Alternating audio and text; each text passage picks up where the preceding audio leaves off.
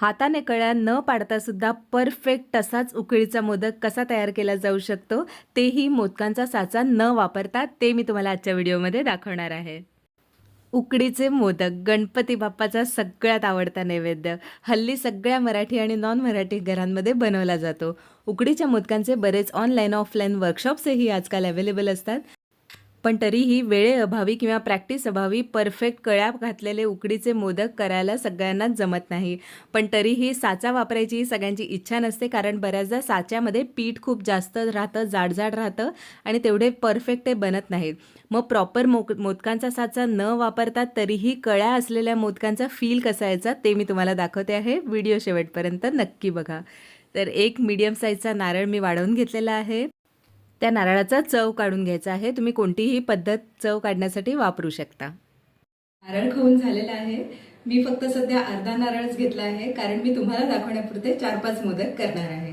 तुम्हाला जर प्रॉपर 21 मोदक करायचे असतील तर तुम्हाला 2 मीडियम ते मोठ्या साईजचे नारळ लागतील. त्याच्यापेक्षा कमी नारळ घेऊ नका, सारण कमी पडतं. त्यामुळे 21 मोदक करण्यासाठी 2 मीडियम साईजचे नारळ. सगळ्यात आधी आपण मोदक पिठाची उकड काढून घेऊया आणि मग सारण तयार करून घेऊया. गणपतीच्या आदल्या दिवशी तुम्ही सारण करून ठेवलं तरी चालेल, पण जर आदल्या दिवशी सारण केलं तर ते फ्रीजमध्ये अजिबातच ठेवायचं नाही, कारण त्याच्यामध्ये जो गुळ वापरलेला असतो तो थंडपणामुळे सॉलिडिफाय होतं आणि ते सारण कडक होतं. मग तुम्हाला भरताना अंदाज येणार नाही आणि परत तुम्ही गरम करायला गेलं तर त्याचं पूर्णपणे टेक्स्चर चेंज होऊन जातं. त्यामुळे बाहेरच ठेवा आदल्या दिवशी रात्री करून, कारण दुसऱ्या दिवशी सकाळी लगेच करायचेच आहेत. मी हे भागीरथीचं मोदक पीठ वापरते आहे. तुम्ही कोणतेही मोदक पीठ वापरू शकता, कारण मोदक पिठाला एक सुगंध असतो आणि मोदक खूप चांगले बनतात. त्यामुळे नॉर्मल तांदळाची पिठी प्लीज वापरू नका. तर उकड काढण्यासाठी गॅस चालू केलेला आहे. त्याच्यावर एक पातेलं ठेवलेलं आहे. अर्धा कप पाणी घालायचं आहे. 2 चमचे त्याच्यामध्ये तूप घालायचं आहे आणि चिमूटभर मीठ घालायचं आहे. अर्धा कप पाणी घेतलेलं आहे, त्यामुळे अर्धा कप दूध घालायचं आहे आणि पाणी आणि दूध मिळून दोन्ही अर्धा कप होतो. म्हणजेच आपल्याला उकडीची पिठी जी आहे तांदळाची ती घालायची आहे 1 कप. आणि हे बघा, उलटण्याच्या मागच्या बाजूंनी असं ढवळत ढवळत घालायचं आहे, जेणेकरून गुठळ्या मोडल्या राहतील आणि पीठ जे आहे ते अगदी लुसलुशीत छान मऊ होईल. प्रमाण लक्षात ठेवायचं आहे. जर 1 कप दूध आणि पाणी दोन्ही मिळून आपण वापरत आहोत तर एक्झॅक्टली 1 कप मोदकाची पिठी घ्यायची आहे आणि अशा पद्धतीने छान व्यवस्थित मिक्स करून घ्यायचं आहे. या स्टेजला गॅस बंद करून घ्यायचा आणि नीट मिक्स करायचं, जेणेकरून कोरडं पीठ राहणार नाही.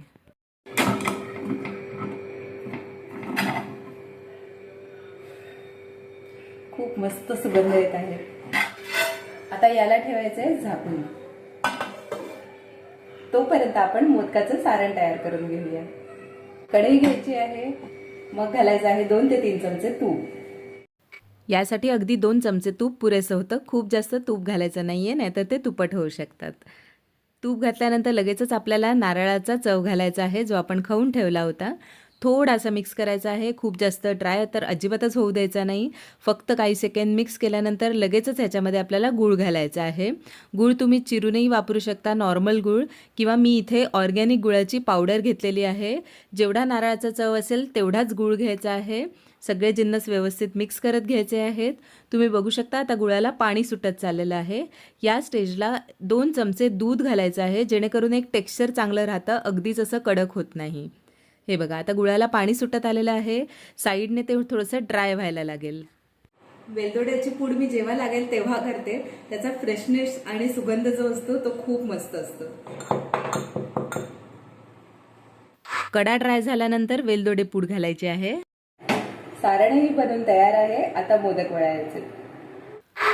आता जे सारण केलं होतं त्याचे साधारणपणे इक्वल पोर्शन्स डिवाइड करून घ्यायचे आणि अशा पद्धतीने गोळे तयार करून ठेवायचे, जेणेकरून मोदक करताना आपले हात खराब होणार नाहीत, हातांना सारण लागणार नाही.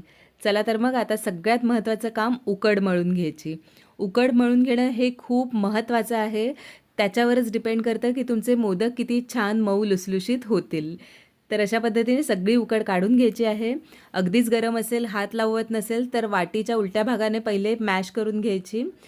थोडीशी कोमट झाली असेल तर तूप आणि पाणी असं हाताने थोडं थोडं मिक्स करून त्याच्यामध्ये घालून घ्यायचं आहे आणि उकड छान मऊ लुसलुशीत गोळा मळून घ्यायची आहे.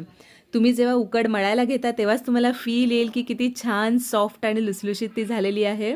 फक्त त्याला एक टेक्स्चर अचीव करण्यासाठी तूप आणि पाणी जे मी मिक्स करून ठेवलेलं आहे वाटीमध्ये, त्याचा हात लावून लावून थोडीशी आपल्याला मळून घ्यायची आहे. हाताच्या तळव्यांनी व्यवस्थित त्याला प्रेशर देऊन मळायची आहे, जेणेकरून अजिबातच त्याच्यामध्ये गाठी गुठळ्या राहणार नाहीत आणि एकदम छान स्ट्रेची होईल. कारण ह्याच्यामध्ये ग्लुटेन नसतं, मग आपल्याला थोडंसं असं स्ट्रेची त्याला करायचं असतं. गव्हाच्या पिठासारखं ते असं लवचिक होत नाही. हे बघा, अशा पद्धतीने छान मळून झालेली आहे. तुम्ही बघू शकता सॉफ्ट टेक्स्चर त्याला आलेलं आहे. अजिबात त्याच्या कडा वगैरे फाटत नाही आहेत. लवचिक मस्त झालेलं आहे. तेव्हा तुम्ही समजू शकता की छान मळून झालेली आहे.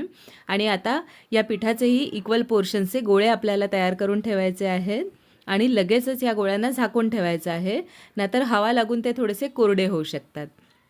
आत्ता सगळ्यात इम्पॉर्टंट पार्ट मी तुम्हाला दाखवते आहे की हाताने कळ्या न पाडताही तुम्ही तसेच उकडीचे मोदक कसे तयार करू शकता.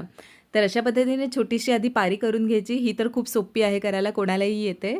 त्यानंतर अशा पद्धतीचं मुदाळं घ्यायचं आहे. तुम्हाला माहितीच आहे, हे मार्केटमध्ये मिळतं, आपल्या घरी असतं भाताची मूद किंवा शिऱ्याची मूद करण्यासाठी जे आपण वापरतो ते. आणि अशा पद्धतीने मुदळ्याला आतून थोडंसं असं तुपाचा हात फिरवून घ्यायचा आणि जी पारी आपण मोदकाची करतो ना, ही मुदळ्यामध्ये करून घ्यायची. हे बघा, अशा पद्धतीने. तळभाग जो आहे ना, तो खूप पातळ नाही करायचा, नाहीतर तो फाटू शकतो, पण खूप दाटसरही नाही राहायला पाहिजे, हे लक्षात ठेवायचं आहे. आणि अंगठ्याने आणि बोटांनी थोडंसं प्रेशर देऊन अशा पद्धतीची पारी तयार करून घ्यायची आहे. हे बघा, किती सुंदर दिसत आहे आणि खूप छान त्याला अगदी मोदकासारखं परफेक्ट डिझाईन येतं आणि हातांनी कळ्या करायचीही गरज नाही. जेव्हा आपण त्याची पारी तयार करतो तेव्हाच त्याचं डिझाईनही आपसुकच तयार होतं. आता तुम्ही बघू शकता छान वाटीसारखा आकार याला आलेला आहे. कळ्याही आपोआप पडलेल्या आहेत. आता फक्त याच्यामध्ये सारण भरायचं आहे आणि मोदक तयार करून घ्यायचे आहेत. आहे ना, किती सोपं काम आहे. कारण कळ्या करणं हे फार कठीण काम असतं आणि त्या प्रत्येकाला जमत नाही, त्यामुळे मोदक सुबक बनत नाहीत. पण याच्याने तुम्ही बघू शकता, या ट्रिकने अगदी परफेक्ट कळ्या तयार केलेल्या आहेत, तसाच फील आलेला आहे. मोदकांचा आकारही सेम तसाच दिसत आहे. आता वरचा जो पोर्शन आहे जास्त न आवळता फक्त थोडंसं पातळ होईल याचं लक्ष द्यायचं आहे आणि छान सुबक नाक काढून घ्यायचं आहे. एक्स्ट्रा पीठ आहे ते काढून टाकायचं. आणि अजून ॲडिशनल तुम्हाला छान कळ्यांचा फील द्यायचा असेल ना, तर चमच्याच्या अशा कोपऱ्याने एकदम हलक्या हाताने त्याला थोडंसं प्रेस करून घ्यायचं, जेणेकरून त्या अशा कळ्याही छान पडतील आणि एकदम सुबक उकडीचा मोदक तयार होईल. खूपच छान ट्रिक आहे ना. या गणपतीमध्ये नक्की ट्राय करून बघा आणि मला सांगा तुम्हाला जमलं की नाही. चला तर मग अशा पद्धतीने सगळे मोदक मी तयार करून घेतलेले आहेत. खूप पटकन झालेले आहेत, टाईम सेविंग झालेले आहे. आता केशराचे स्ट्रँड्स मी याला लावलेले आहेत छोटे छोटे, बाकी काहीही करायची गरज नाही आहे. आणि हे मोदक आपल्याला वाफवून घ्यायचे आहेत. हे बघा, पाण्याचं आधण आधीच ठेवायचं बरं का मोदक करताना. आता मोदक आपण 10 ते 15 मिनिटं वाफवायला ठेवलेले आहेत आणि वाफवून झाल्यानंतर साधारणपणे 4 ते 5 मिनिटं ते असेच वाफेवर ठेवायचे, अजिबात झाकण उघडायचं नाही. त्यामुळे ते मऊ लुसलुशीत खूप छान होतात. 10 ते 15 मिनिटं झालेली आहेत. मी वाफेवर थोडा वेळ ठेवले होते. आता तुम्ही बघू शकता, आहा, मस्त उकडीचे मोदक तयार आहेत. तुम्ही बघू शकता किती मस्त टेक्स्चर याला आलेलं आहे. कुठूनही ते फाटलेले वगैरे अजिबातच नाही आहेत. व्यवस्थित बनलेले आहेत अगदी छान. त्याला मस्त ओपन करून तुम्ही तुपाची धार सोडून ते गरमागरम सर्व करू शकता. गणपती बाप्पालाही नक्कीच आवडतील. या गणेश चतुर्थीला नक्की ट्राय करून बघा.